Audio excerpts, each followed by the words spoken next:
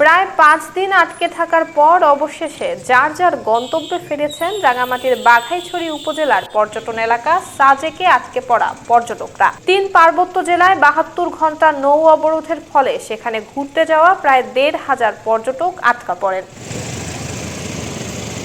গতকাল সকালে সাজেকে আটকা পড়া পর্যটকবাহী 112টি সিএনজি পিকআপ, চাঁদের গাড়ি, 23টি প্রাইভেট কার এবং 109টি মোটরসাইকেল সেনাবাহিনীর স্কটের মাধ্যমে সাজেক থেকে নেমে আসতে শুরু করে। এদিকে সম্ভাব্য যে কোনো অনাকাঙ্ক্ষিত পরিস্থিতি এড়াতে বুধবার থেকে শুক্রবার পর্যন্ত সবার প্রতি 3 দিন সাজেক ভ্রমণে নিরুৎসাহিত করার উদ্যোগ নিয়েছে প্রশাসন। বাঘাইছড়ি উপজেলা নির্বাহী কর্মকর্তা জানান, খাগড়াছড়ির দিঘি নালার ঘটনার পর অবরোধ ঘিরে যানবাহন চলাচল বন্ধ থাকায় এসব পর্যটক আটকা পড়েন। যানবাহন চলাচল শুরু হওয়ায় পর্যটকদের তাদের গন্তব্যে ফিরতে সহায়তা করা হচ্ছে। সাজেক কটেজ এবং রিসোর্ট মালিক সমিতির সভাপতি সুপর্ণদেব বর্মন বলেন, সব পর্যটক চলে গেছেন। বর্তমানে কোনো রিসোর্টে কোনো পর্যটক নেই। 250টিরও বেশি ডিজাইন অপশন নিয়ে ওয়ালটন স্মার্ট ফ্রিজ, বোঝে আপনার প্রয়োজন।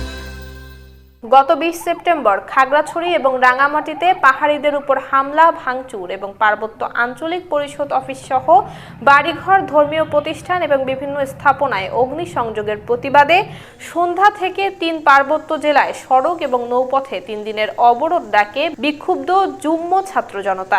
এতে যানবাহন চলাচল করতে না পারায় সাজেকে 13 শতাধিক পর্যটক আটকা পড়েন। অবরোধ শেষ হওয়ায় ধীরে ধীরে স্বাভাবিক হতে শুরু করেছে রাঙামাটি সহ পাহাড়ের পরিস্থিতি। সাধারণ ব্যবসায়ীরা ব্যবসা প্রতিষ্ঠান খুলছেন, নতুন করে ঘুরে দাঁড়ানোর চেষ্টায় ক্ষতিগ্রস্তরা। অভ্যন্তরীণ দূরপাল্লার সড়ক এবং নৌপথে যানবাহন চলাচল শুরু হয়েছে, খুলেছে শিক্ষা প্রতিষ্ঠানগুলো।